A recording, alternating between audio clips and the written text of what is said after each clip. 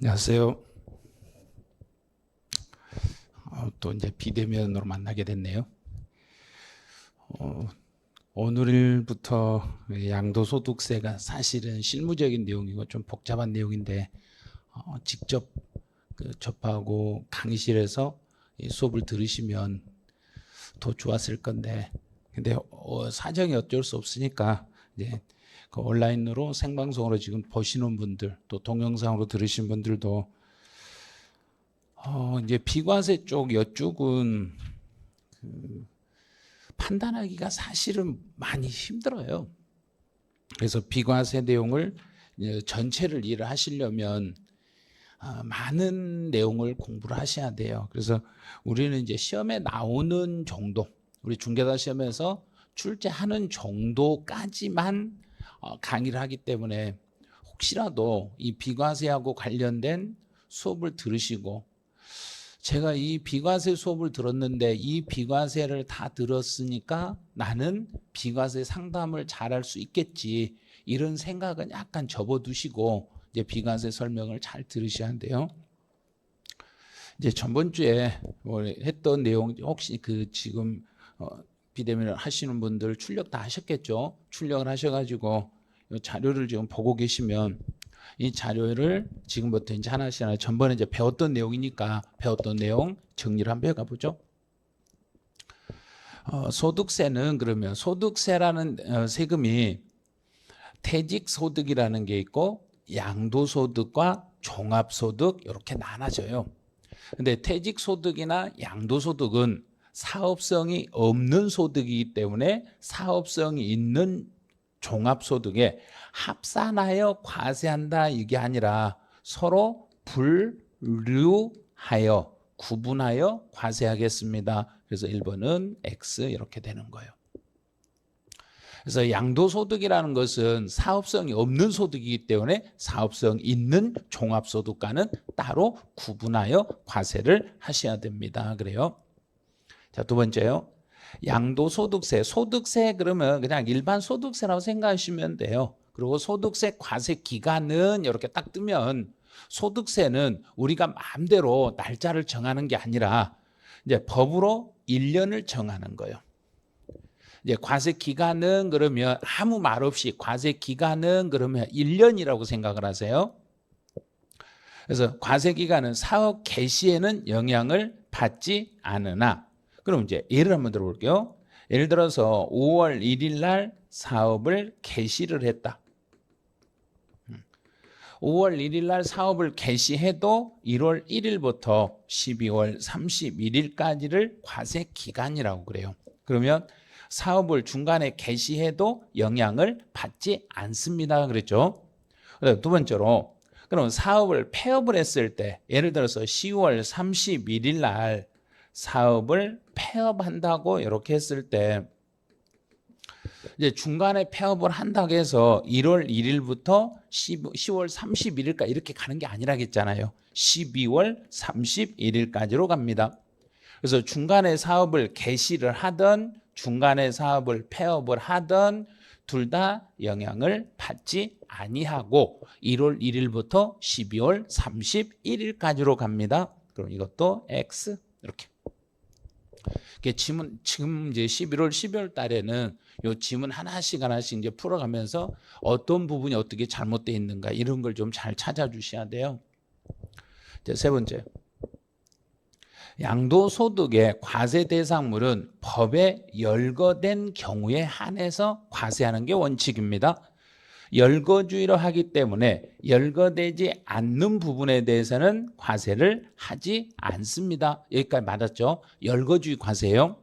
그런데 이 과세 대상이 되는 물건들을 판단할 때는, 판정을 할 때는 사실에 따라서 판정합니다. 그래요. 그래서 양도소득세는 사실 판단이 원칙입니다. 그래서 사실 판단이 원칙입니다. 그래서 맞았어요. 제 4번이네요. 4번은 영업권이라는 게 나왔는데, 영업권은 두 가지로 나눴죠. 사업에 사용하는 토지 건물과 함께 영업권이 같이 움직이면, 함께 움직이면 양도소득. 영어권만 단독 분리해서 영어권만 따로 움직이면은 기타 소득. 그래서 여기서는 함께 영어권이 토지 건물과 같이 움직였기 때문에 기타 소득이 아니라 양도 소득입니다. X. 5번은 이주권. 이주권도 영어권하고 똑같이 생각하시면 돼요. 토지와 함께 토지와 함께 이축할 수 있는 권리, 이주권이 같이 움직이면 양도소득. 이주권을 별도로 평가해서 신고하면 이주권만 따로 해서 신고가 들어가면은 그때는 기타 소득에 해당합니다. 그래서 영어권하고 이주권은 분석을 똑같이 해주시면 돼요. 자, 이거는 맞았어요. 그래요. 6번. 양도라는 것은 등기, 등록에 관계없이, 그러면 등기하고 상관없이, 등기, 등록과 관계없이 유상으로 이전하고, 그러면 이 물건을 실제로 이전하고 사실상 이전을 하고 대가를 유상으로 받으면 양도라 간다는 거죠. 그래서 무상으로 그랬으니까 틀렸어요.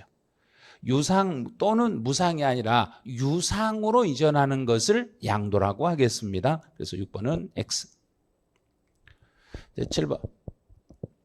이제 위자료라는 게 이렇게 딱 뜨면 우리 위자료란 말이 나오면 대물변제를 생각하시고 위자료는 반드시 매매라고 생각을 해 주시라고 그랬죠. 그래서 매매 관계니까 내 물건을 상대방한테 돈 받고 팔아버린 거예요. 내가 대가를 받고 팔았기 때문에 대물 변제에 해당하기 때문에 양도한 것으로 보겠습니다. 그래요. 그래서 위자료 나오면 무조건 매매 관계라고 생각하시고 매매이기 때문에 양도라고 해석을 해주시면 돼요. 8번. 8번은 공매인데 여기서는 이제 직계 비속인 을에게 공매로 이전됐다. 그러면 직계 배우자나 직계 존비속 간의 이전에 대해서는 원칙은 증여로 의심이 돼요. 그런데 직계 비속인 을에게 갑소유의 부동산이 공매로 이전됐다는 이야기는 국가 기관을 통해서 거래를 했기 때문에 대가관계가 유상으로 입증이 되는 거예요. 증명이 됐다. 그럼 증명이 됐다는 이야기는 양도소득세를 과세하는데 이제 누가 팔았는 거죠? 갑소유의 부동산을 직계 비속인 을에게 공매로 이전됐으니까 갑이 을에게 대가를 받고 판 거나 마찬가지예요. 그래서 대가를 받고 팔았으니까 갑에게 양도소득세가 과세가 되겠습니다. 이렇게. 갑에게 양도소득세를 물리겠습니다. 갑이 을에게 자기 부동산을 공매로 넘겼다는 이야기는 자기 물건을 직계비속에게 돈 받고 팔았는데 국가기관을 통해서 확인이 됐기 때문에 유상으로 인정을 해서 양도소득세를 물리겠습니다. 그래요. 9번. 양도 및 취득 시기는 원칙은 사실상 대금 청산일로 가야 돼요. 근데 사실상 대금 청산일이 분명하지 않았을 때는 계약서에 기재된 계약서는 절대 쓰면 안 된다 그러죠. 이제 사실상 대금 청산일이 분명하지 않았을 때는 바로 등기 접수일로 바로 가면 돼요. 등기를 접수한 날로 가겠습니다. 등기 접수일. 그럼 X. 계약서를 쓰시면 안 된다고 했다는 거 기억을 꼭 하셔야 돼요. 이런 건. 네, 10번. 민법 제245조 1항의 규정에 의하여 소유권을 취득하는 경우에는 그럼 소유권을 취득하는 경우에는 그랬네요. 그러면 소유권을 취득하더라도 여기서는 민법의 규정에 의하여 부동산의 소유권을 취득했다. 그런데 점유취득이네요. 점유취득은 세법에서는 등기일이 아니죠. 세법에서는 등기일로 가는 게 아니라 점유 개시일로 가겠습니다. 점유 개시일을 취득일로 잡겠습니다. 그래요. X. 이렇게 풀어가시면 돼요. 그래서 이제 전번주 했던 내용을 다 이제 한번 풀어보셨어요. 이렇게 이제 정리를 한번 쭉 해보시고 정리가 이렇게 다 되면은 그 다음에 이제 요 내용을 혹시 이제 잘 모르는 부분들이 있으면 그 옆에 페이지수 있잖아요. 요 페이지 다 수록해 놨으니까 그 페이지에 가셔가지고 관련 지문 한번 읽어보시는 거예요. 읽어보시고 이해가 안 됐던 거 다시 한번 체크하시고 이렇게 계속 반복을 하셔야지 한 번 배웠다고 해서 100% 이해가 될 수가 없어요. 그래서 언제나 내가 한 번 배웠으면 다시 한번 복습하시고 또 틀렸던 지문은 교재에서 다시 한번 보시고 그래서 집에서 하실 때도 지금 똑같이 해야 돼요. 내일까지 했으면 이제부터 이제 교재 진도로 나가네요. 교재는 우리 기본서 있죠? 기본서 312페이지를 보시면 돼요. 자, 이 기본서 이거 다 지금 집에 가지고 계시죠? 그래서 기본서 312페이지의 제4절에 비과세 양도소득을 보시면 돼요. 제가 지금 그 현장에서 강의를 하는 거하고 동일하게 하는 것보다는 제가 사실은 지금 말을 천천히 해드리고 있어요. 왜냐하면 그 온라인상으로 지금 생방송으로 이렇게 들으시면서 내용을 무조건 막 받아 적으려고 하시면 안 돼요. 받아 적지 마시고 이 화면에 지금 나오는 것들은 제가 학습 자료에다 다 올려놨어요. 이미 자료실에 올라가 있어요. 그럼 자료실에서 이걸 다운 받으셔가지고 수업 자료를 오늘 이제 아마 그 주수로 보면 4주차니까 4주차 자료를 다운 받으셔가지고 수업을 이렇게 참여하시면 돼요. 그래서 혹시 이제 옆에 프린터기 있으시면 프린터 해놓으시고 이거 수업을 들으시는 게 아마 더 편하실 거예요. 이제 양도소득세, 비과세 어떻게 해서 비과세가 나오는가 배경을 한번 잠깐 설명해 드릴게요.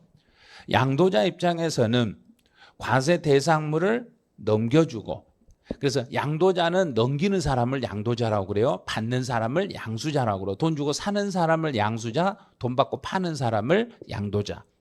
그리고 양도자가 자기 물건을 양수자에게 넘겨주고 대가를 유상으로 받으면 그러면 주고받았으니까 당연히 양도가 되는 거예요. 주고받으면 양도예요. 그래서 내 양도소득세 과세 대상이 되는 물건을 상대방에게 넘기고 상대방으로부터 내가 돈을 대가를 받으면 이걸 양도라고 그래요. 그럼 이런 걸 양도를 할 때 여기서 이제 착각을 많이 하시는 거예요. 그럼 지금 이제 그 수업을 들으시면서 스스로 한번 따라서 집에서도 입을 여세요. 따라서 같이 해보세요. 자. 그럼 양도자 입장에서는 물건을 넘겨주고 대가를 받으면 이걸 양도라고 그래요. 그럼 그 양도 중에서 과세로 가는 양도가 있고 비과세로 가는 양도가 있어요. 어떤 것은 내가 이제 물건을 내가 상대방한테 넘기고 대가를 받아요. 돈을 받으면 어떤 것들은 정부가 세금 내세요 그래요. 세금 내라고 그래요. 세금 내세요 그래요. 그건 과세예요.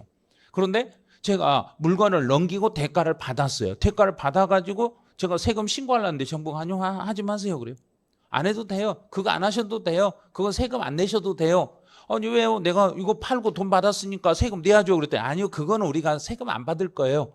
그래서 법으로 비과세라고 규정되어 있는 게 4가지가 있어요. 물건을 누군가에게 넘기고 대가를 받았더라도 세금을 안 받는 비과세 규정에 해당하는 게 총 이렇게 4가지가 있습니다. 요 4가지를 이제 하나씩 규정이 그 오른쪽에 보시면 313페이지에 보시면 양가로 1번부터 해서 양가로 5번까지 돼 있는데 4번하고 5번은 1세대 1주택으로 해서 똑같은 내용이에요. 이제 같다고 생각하시면 돼요. 4번, 5번은 용어는 약간 다른데 똑같은 규정이라고 봐주시면 돼요. 자, 그럼 첫 번째 가보죠. 이제 과세 대상물인 농지는 토지죠. 그러면 농지를 내가 누군가에게 넘기고 돈 받고 팔았다. 내 농지를 누군가에게 돈 받고 팔면 이건 양도예요. 양도에 해당은 되는데 농지를 교환하거나 또는 농지를 분합함으로 인하여 교환이나 분합하면서 여기서 발생한 소득, 이 소득에 대해서는 세금을 받지 않겠습니다. 그런 거예요. 그럼 이건 무슨 말이냐면 농지를 교환하거나 분합하면서 발생한 소득에 대해서는 농지를 교환하거나 분합하면서 발생한 그 소득에 대해서는 그런 소득에 대해서는 양도소득세를 과세하지 않겠습니다. 그래요.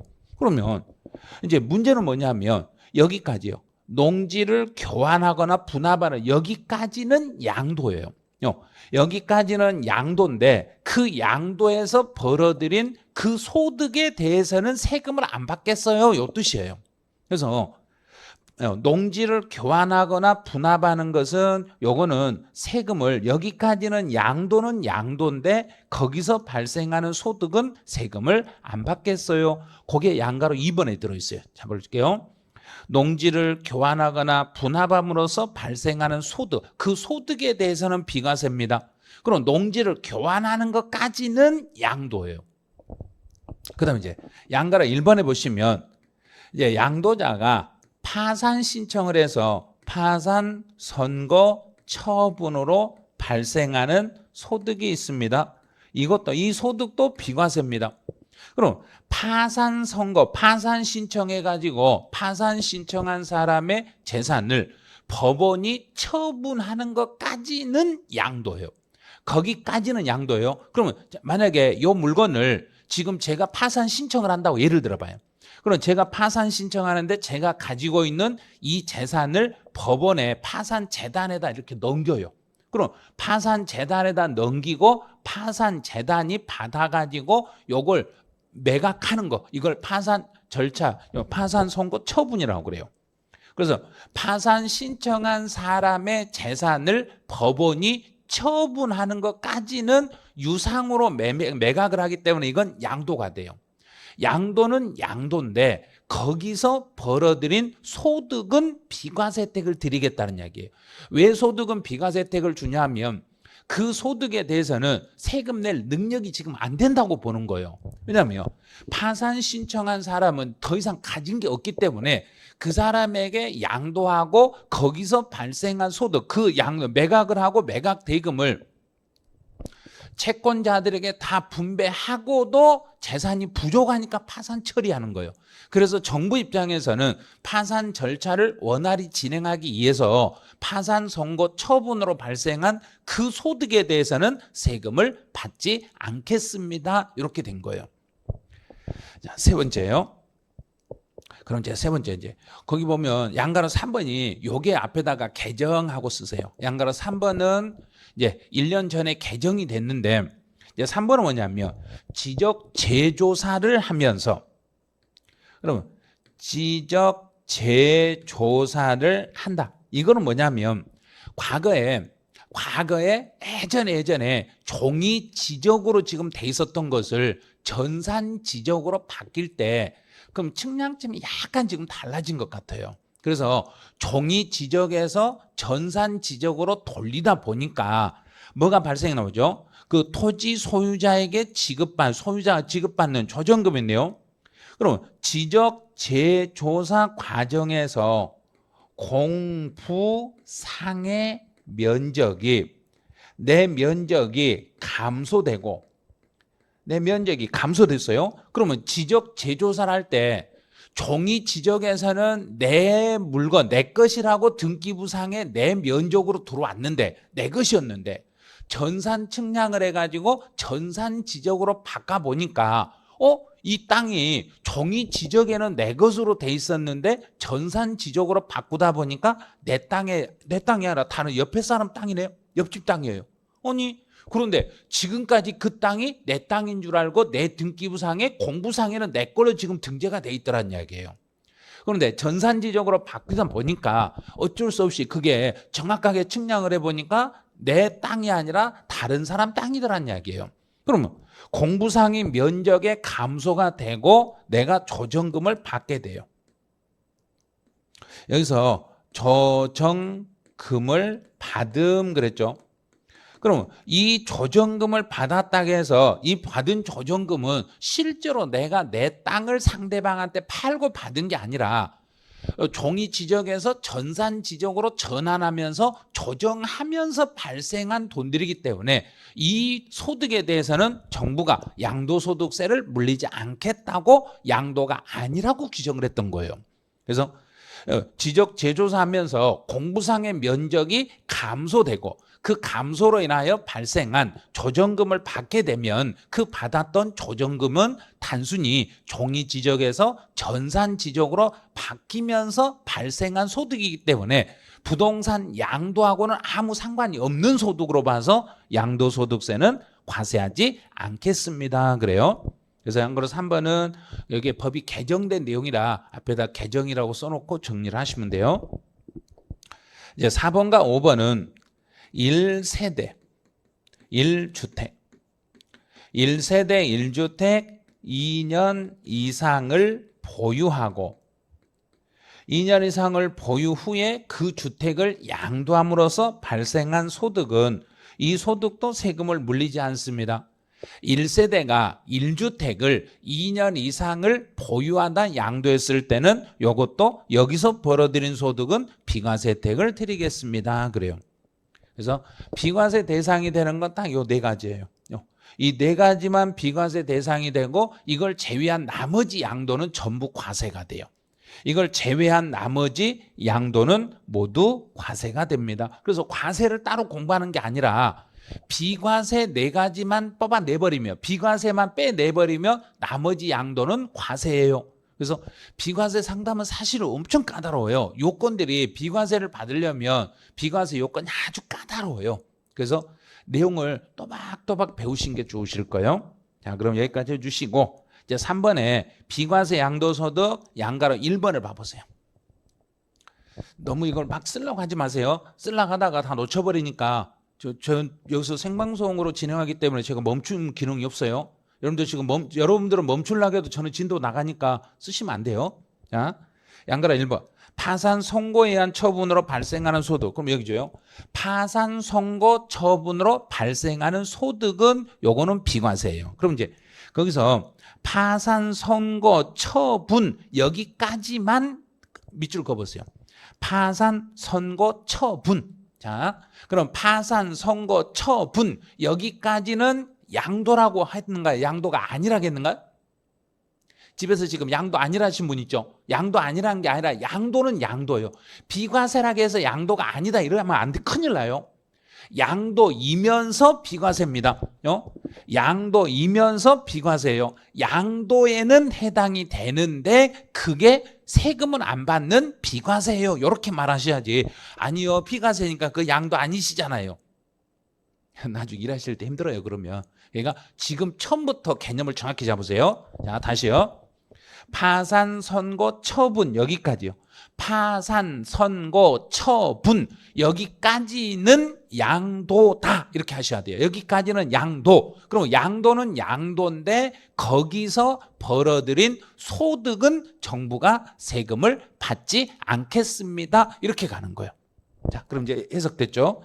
그래서 파산 선고 처분 나오면 이 처분까지는 양도라는 걸 주의하세요. 처분까지는 양도고 그 처분으로 발생한 소득에 대해서는 양도소득세를 과세하지 않겠습니다. 이렇게 규정이 돼 있어요. 자, 그럼 이제 오른쪽에 참고해가지고 조그맣게 나온 게 하나 있을 거예요. 그럼 이제 그 내용을 지금부터 이제 간단하게 설명을 좀 해드릴게요. 1세대 1주택 비과세 요건을 충족을 했더라도 그럼 방금 앞에서 1세대 1주택 2년 보유 후 양도하면 비과세 혜택을 받을 수 있어요 그랬어요. 그럼 1세대 1주택 2년 이상을 보유하고 비과세 요건을 충족했더라도 실지 양도 가액이 9억 원을 초과하는 고가주택이 되면 이 고가주택에 대해서는 과세합니다. 이 부분이 이번 30일의 기출문제예요. 어떻게 시험에 나왔냐면 고가주택은 여기를 실지 양도 가액이라고 해야 되는데 이 지문을 기준시가로 9억을 초과하면 이렇게 문제를 내놨어요. 너무 쉽게 된 거죠. 정답만 쉬웠고 나머지 5개 지문은 5개 중에서 하나는 쉽고 답은 쉬웠고 나머지 4개는 어려웠어요. 그래서 실지 양도 가액이 9억을 초과하는 이런 집을 고가주택이라고 그래요. 그러면 만약에 이제 한번 예를 들어 볼게요. 10억에 지금 10억에 양도를 했다. 이거는 10억에 양도했으면 이 집이 고가주택이에요. 이렇게 말하면 안 돼요. 10억에 양도했으면 여기서 9억까지는 9억까지 하고 9억 초과분으로 나누셔야 돼요. 이렇게 두 개로 나누는 거예요. 10억에 양도를 했더라도 1세대 1주택 비과세 혜택을 받았다. 그러면 1세대 1주택 비과세 요건을 충족한 집을 10억에 양도를 하게 되면 9억까지는 그냥 일반 집이에요. 9억까지는 일반 집이기 때문에 9억까지는 비과세를 받을 수 있어요. 이렇게 9억까지는 그냥 비과세 혜택을 줘요. 근데 9억을 초과하는 초과분에 대해서는 과세가 돼요. 그래서 9억이 넘는다고 해서 10억에 양도했다고 해서 전체에 대해서 양도세를 물리는 게 아니라 9억 초과분에 대해서만 세금을 물리는 거예요. 그래서 9억을 초과하는 그 부분만 고가주택이 되고 초과분만 과세가 돼요. 10억에 양도했다 10억 다 세금 물리는 게 아니라 그 전체 중에서 10억 중에 10분의 9는 비과세 주고 10분의 1만 과세를 시키겠습니다. 전체 양도 차익을 계산해 가지고 그중에 10분의 1은 과세로 가고 나머지 10분의 9억까지는 비과세 혜택을 받을 수 있습니다. 이렇게 가요. 그래서 전체 10억 중에 9억까지는 비과세, 전체 10억 중에 9억을 초과한 1억, 그러면 10분의 1에 대해서는 과세 이렇게 잡으시면 돼요. 자, 두 번째요. 비과세 요건을 충족을 해도 미등기 상태로 양도하면 미등기 상태로 양도했을 때는 비과세가 박탈이 돼요. 그래서 미등기 상태로 팔면 다시 과세로 돌아가 버려요. 그래서 미등기 상태로 양도했을 때는 과세로 전환이 되겠습니다. 그래요. 또 허위계약서를 작성을 하네요. 허위로 계약서를 작성하게 되시면 허위계약서를 작성하시면은 허위표시 금액과 산출세액을 이렇게 비교를 해요. 두 개를 비교해서 둘 중에 더 적은 금액을 비과세 못 받게 과세로 추징하겠습니다. 이렇게. 그래서 허위계약서를 업계약서를 쓰거나 다운계약서를 쓸 때 허위계약서를 쓰시면 실제 거래한 것과 허위 표시한 금액의 차익을 계산하고 또 산출세액을 계산해 봐가지고 둘 중에 더 적은 것을 비과세 받을 금액에서 그냥 빼버리기, 비과세 못 받게 과세로 돌려버리겠다는 소리예요. 아마 지금 뭔 말인지 잘 이해가 안 되실 거예요. 왜냐하면 실무적인 내용이라. 예를 들어서 제가 예를 한번 들어볼게요. 예를 들어서 지금 여기에 좀 사례가 있으면 좋은데 이 사례가 여기 없어가지고 하나 사례를 한번 간단하게 들어볼게요. 자, 이제 실제 거래된 금액은 실제로 제가 이제 거래한 금액은 예를 들어서 5억이라고 한번 예를 들어볼게요. 그런데 계약서에 기재된 금액은 지금 제가 5억에 팔았어요. 제가 5억에 팔았는데 저는 1세대 1주택이고 2년 이상을 보유하고 9억이 넘지 않으면 저는 비과세를 받을 수 있어요.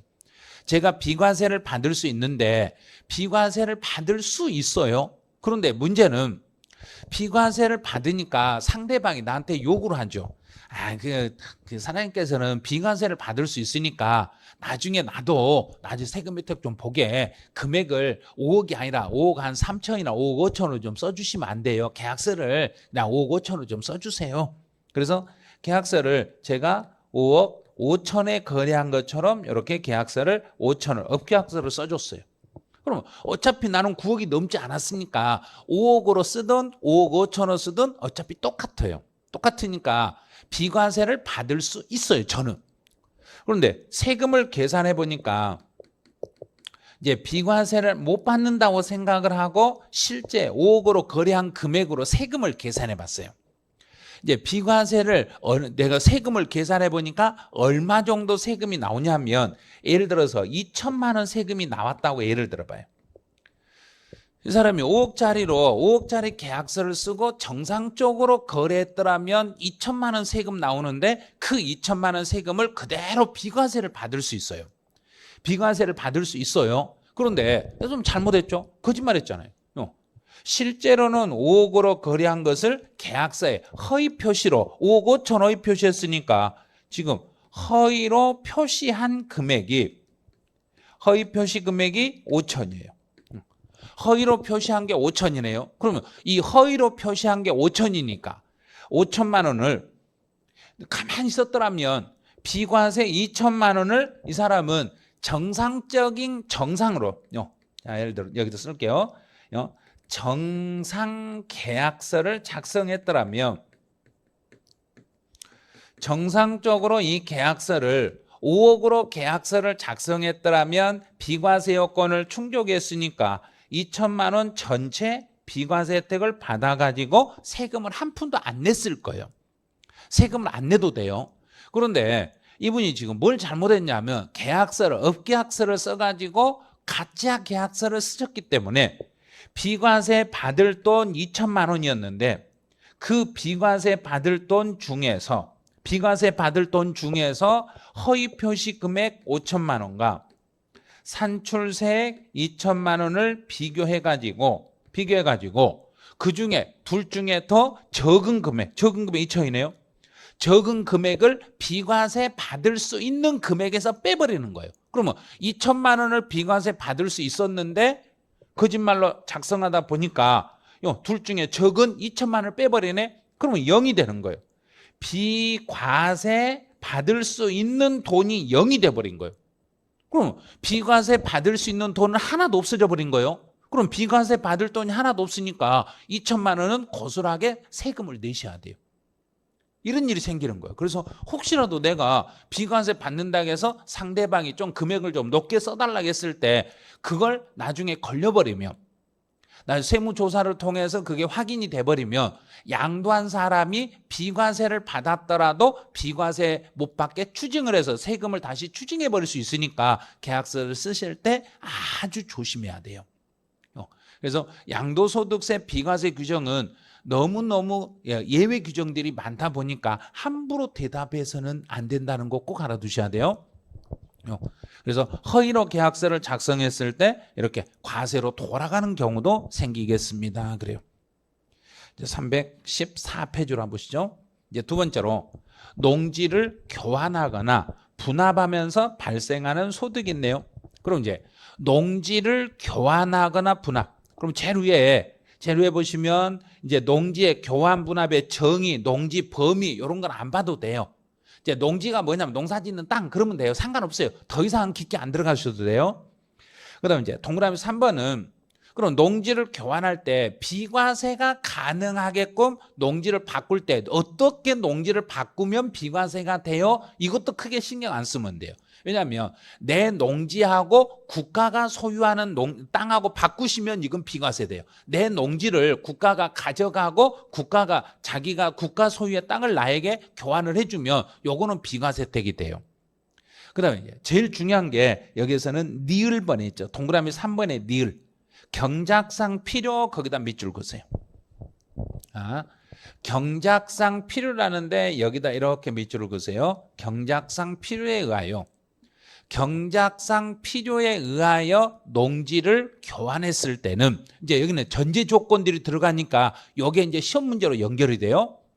경작상 필요라는 것은 내가 농사짓기가 불편하니까 농사짓기 편하도록 내 농지를 서로 맞바꾸는 거예요. 그러면 경작상 필요에 의해서 농지를 교환했을 때는 그럼 지금 내가 가지고 있는 농지하고 또 다른 지역에 있는 농지가 있는데 그 농지하고 경작의 필요상 내가 농지를 서로 맞바꾸는 거예요. 그럼 한번 예를 들어 볼게요. 종로에 저희 학원 종로 메가 학원에 이걸 농지라고 그래요. 종로 농지라고 노량진 학원을 노량진 농지라고 그래요. 그러면 종로에 살고 계신 분이 노량진 쪽에 농지가 있고 노량진 쪽에 살고 계신 분이 종로 쪽에 농지가 있다고 생각해 봐요. 그러면 서로 농사를 지으려면 종로에 사시는 분은 노량진까지 내려가서 농사를 지어야 되고 노량진에 사신 분은 종로까지 와가지고 농사를 지어야 돼요. 그럼 서로 농사 지을 때 왔다 갔다 하는 시간도 있고 농사 짓기가 좀 불편하더란 이야기예요. 그래서 노량진에 사신 분이 종로에 있는 농지와 종로에 사신 분이 가지고 있는 노량진의 농지를 서로 둘이 맞바꿔버린 거예요. 경작상 필요에 의해서 이렇게 농지를 바꿔버린 거예요. 그럼 이런 경우는 경작을 이해해서 농지를 교환했기 때문에 반드시 지켜야 될 것은 농지가 있는 장소에서 3년 이상을 농지 소재지에서 거주를 해야 돼요. 그래서 일단 3년이라는 걸 체크해 보세요. 거기서 경작상 필요는 두 번째 줄 3년 동그라미 치세요. 경작상 필요 그럼 무조건 그 농지가 있는 장소에서 3년 동안 농사 짓고 살으셔야 돼요. 농지를 바꿨으면 농지를 바꾼 장소에서 예를 들어서 종로에 사신 분이 노량진의 땅을 다른 분에게 주고 종로 땅하고 노량진 땅을 서로 맞바꿨으니까 내가 이 종로에 있는 교환해가지고 가지고 있는 이 농지 소재지에서 못해도 3년 동안은 살면서 여기서 3년 동안 농사를 짓고 살아야 비과세 혜택을 줘요. 그러면 3년 이상 농지가 있는 장소에서 살면서 경작을 해 주셔야 돼요. 그런데 문제는 갑자기 종로하고 노량진을 바꿨는데 지금 종로에 있는 농지가 도시로 편입된다네요.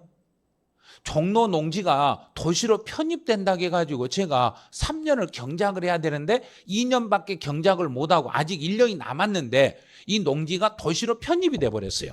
자, 그럼 이제 이 내용이네요. 그 농지가 수용이 되는 경우에는 그러면 농지가 수용이 되는 경우에는 3년 경작을 못했을지라도 3년 이내에 수용을 당하더라도 이걸 포함합니다. 이 말은 3년 안에 수용을 당하더라도 3년 경작한 걸로 봐가지고 비과세 혜택을 그대로 드리겠습니다.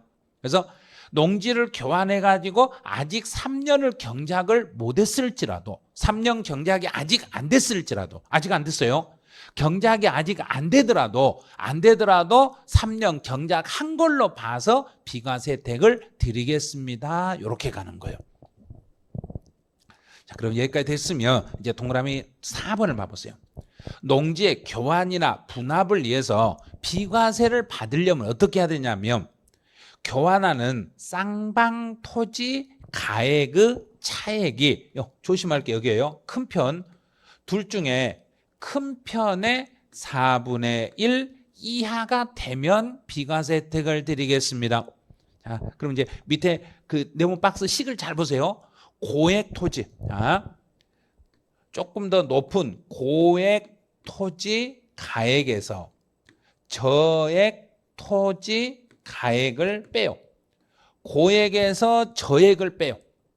고액 토지 가액에서 저액 토지 가액을 빼가지고 둘 중에 큰 편 그랬으니까 고액 토지 가액의 4분의 1 이하가 되면요. 이하가 되면은 요 조건에만 맞으면 비과세 혜택을 드리겠습니다. 이렇게 가는 거예요.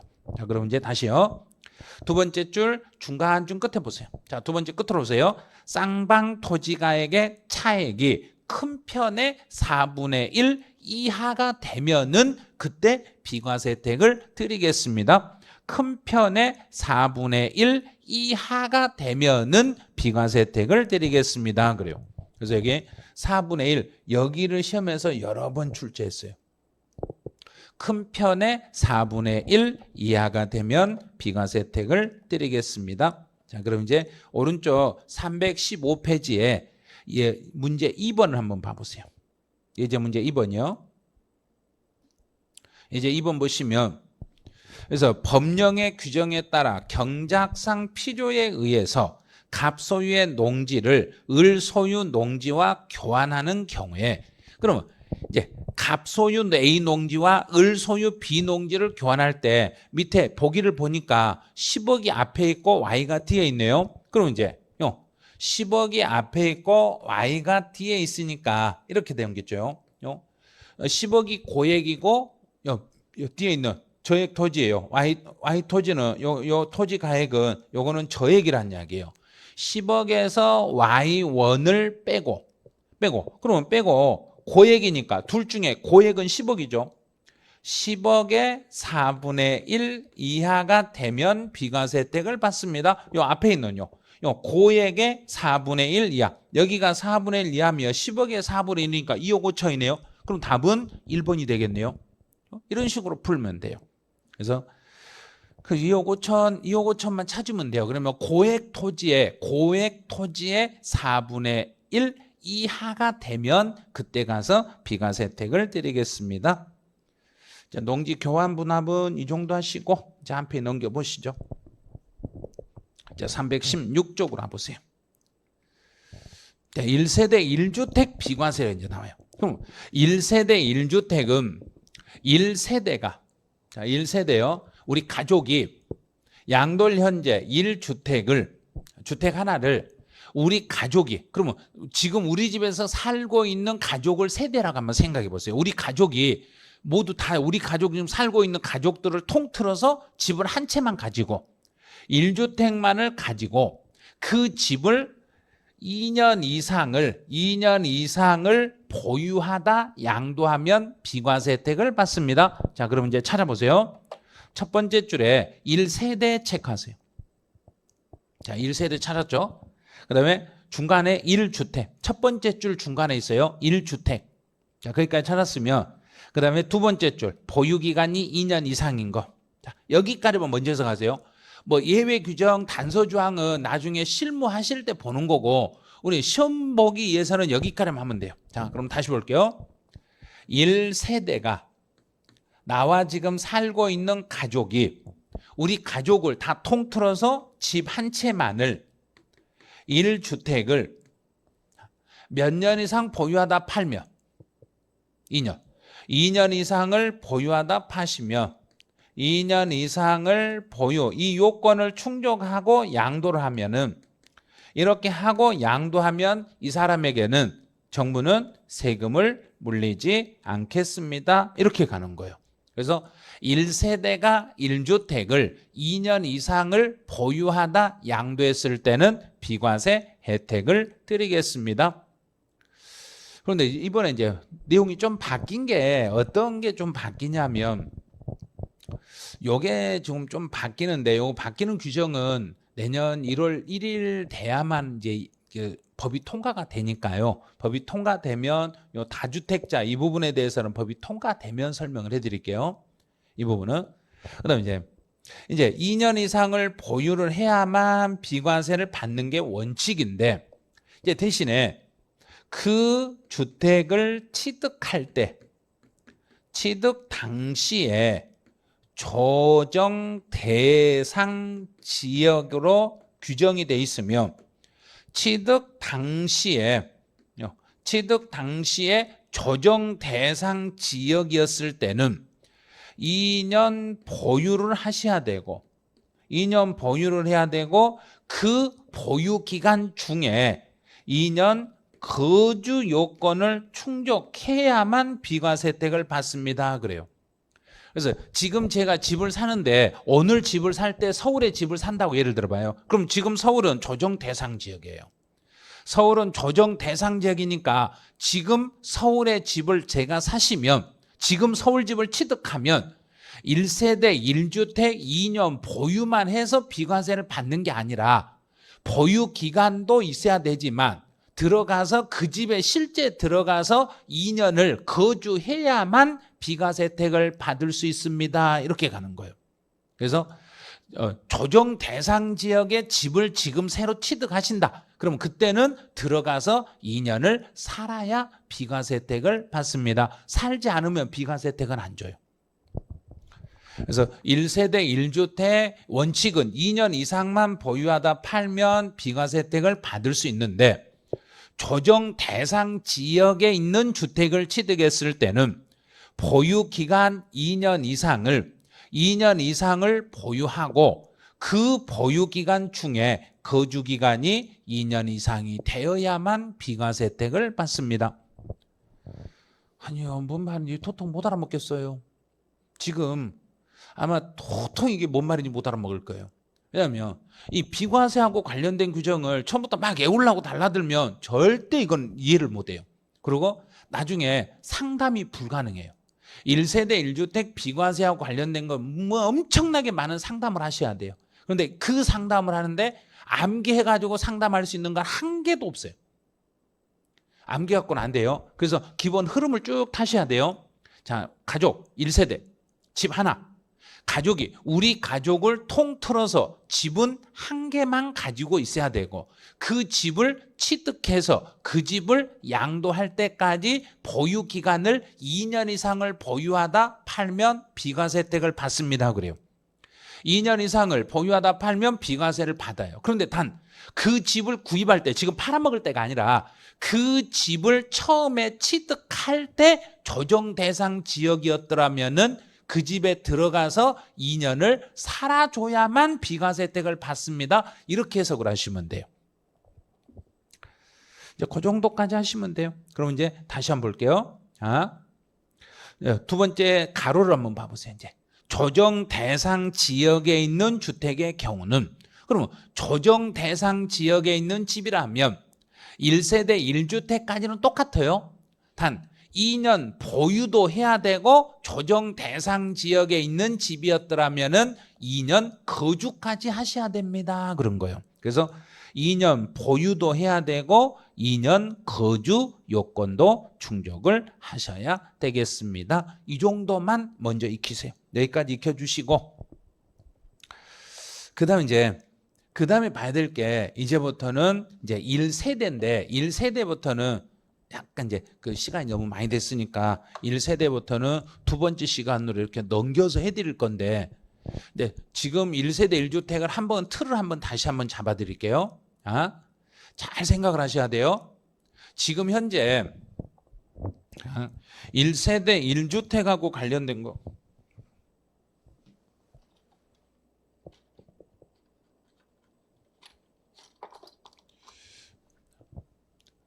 일 세대라는 게 있어요. 1세대가 이거 계속 연습하셔야 돼요. 1세대가 1주택을 주택 하나를 2년 이상을 보유를 하고, 이 상태로요. 자, 우리 가족이 집 한 채를 2년 이상을 보유하다가 양도를 하면은 요건 비과세를 받을 수 있어요. 그런데 이제 문제는 여기서 예외가 있죠. 일반적인 경우는 2년 이상 보유만 하면 돼요. 그런데 여기에 그 주택을 취득할 때 취득 당시에 조정 대상 지역에 있는 조정 대상 지역 내의 주택을 취득했더라면, 취득 당시에 조정 대상 지역에 있는 주택을 취득했더라면 2년 보유 기간 중에 2년 이상 거주 들어가서 그 집에 들어가서 살아야 돼요. 2년 이상 거주 요건을 충족해야만 비과세 혜택을 받는 거예요. 이렇게 가는 거예요.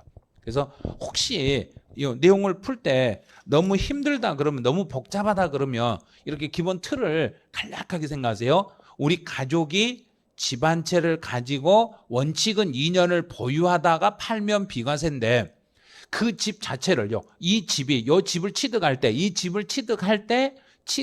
때 조정 대상 지역에 있는 집을 취득했더라면은 2년 보유는 당연히 해야 되고 2년 거주까지 해야만 비과세 혜택을 받을 수 있어요. 이렇게 가는 거예요. 여기는 예외 규정이에요. 이렇게. 그래서 여기 1세대 1주택 2년 이상 보유는 요 세 가지는 모두 동시 충족을 해야 돼요. 세 가지는 모두 충족을 해야 되고, 요 집을 취득할 때 조정 대상 지역이었더라면 들어가서 2년을 살아야만 비과세 혜택을 받을 수 있었습니다. 그래요. 여기까지 해주시고, 이제 316페이지에 양가로 2번 1세대부터 잠시 쉬었다가 진행을 하죠. 10분 휴식이니까 10분 뒤에 다시 지금 자리로 돌아오셔야 돼요. 10분 뒤에 정확히 시작을 하니까 10분 쉬었다가 다시 자리로 되돌아오시기 바라네요.